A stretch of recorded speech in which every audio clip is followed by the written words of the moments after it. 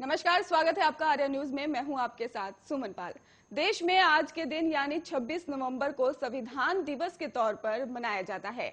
आपको बता दें कि आज संविधान सभा ने हमारे संविधान को विविध तरीके से अपनाया था।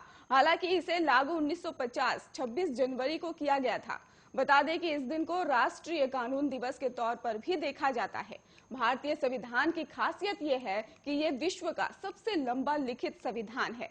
वहीं आज इस मौके पर प्रधानमंत्री नरेंद्र मोदी संविधान दिवस समारोह में भाग लेंगे। संसद भवन के केंद्रीय कक्ष में संविधान दिवस कार्यक्रम को संबोधित भी करेंगे। साथ ही विज्ञान भवन में सुप्रीम कोर्ट द्वारा आयोजित संविधान दिवस समारोह का भी उद्घाटन करेंगे। राष्ट्र आज संविधान दिवस मनाएगा। बताते चले कि संविधान दिवस को मनाना 2015 में ही शुरू कर दिया गया था, जो इस ऐतिहासिक तिथि के महत्व को उचित मान्यता देने के प्रधानमंत्री के दृष्टिकोण पर आधारित है। इस दृष्टिकोण का आधार 2010 में गुजरात के तत्कालीन मुख्यमंत्री नरेंद्र मोदी द्वारा आयोजित संविधान गौरव यात्रा में निहित करना हो सकता है। और इस वर्ष संविधान दिवस समारोह के तहत प्रधानमंत्री नरेंद्र मोदी आज संसद और विज्ञान भवन में आयोजित होने वाले कार्यक्रमों में भाग लेंगे। संसद में आयोजित कार्यक्रम सुबह 11 बजे से शुरू होगा। कार्यक्रम संसद भवन के केंद्रीय कक्ष में आयोजित होगा। कार्यक्रम को राष्ट्रपति, उपराष्ट्रपति, प्रधानमंत्री, लोकसभा अध्यक्ष संबोधित करेंगे।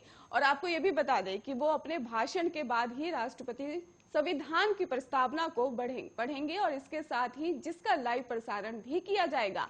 राष्ट्रपति संविधान सभा में हुए बहस और चर्चाओं का डिजिटल संस्करण और भारत के संविधान की सुलेखित प्रति का डिजिटल संस्करण और भारत के संविधान के उद्यतन संस्करण का भी विमोचन करेंगे, जिसमें अब तक के सभी संशोधन भी शामिल होंगे। और आपको ये भी बता दें कि वो संवैधानिक लोकतंत्र पर ऑनलाइन प्रस्तोत्तरी का भी उद्घाटन करेंगे।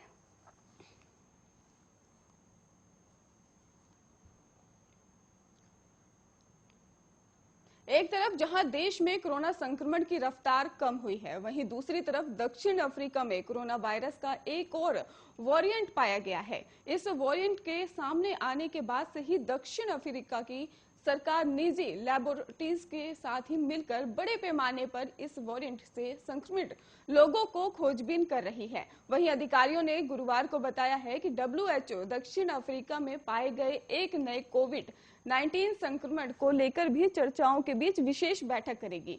और WHO के लिए कोविड-19 तकनीकी लीड मारिया वॉन कोरखो ने भी गुरुवार को एक लाइव स्ट्रीम को लेकर भी कहा है कि वायरस के विकास पर हमारा तकनीकी सलाहकार समूह दक्षिण अफ्रीका में हमारे सहयोगियों के साथ इस पर चर्चा कर रहा है।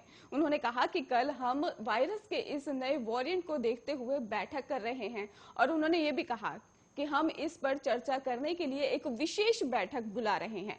इस बैठक में कई साइंटिस्ट भी बैठेंगे और इसके साथ ही नए वेरिएंट के बारे में भी बातचीत की जाएगी। बैठक में जाने की कोशिश करेंगे और नए वेरिएंट के आने का भी मतलब निकालने की कोशिश करेंगे। फिलहाल आपको बता दें कि WHO के अनुसार कोरोना वायरस के सिर्फ 4 वेरिएंट पर ही चिंता और वेरिएंट के रूप में माना गया है।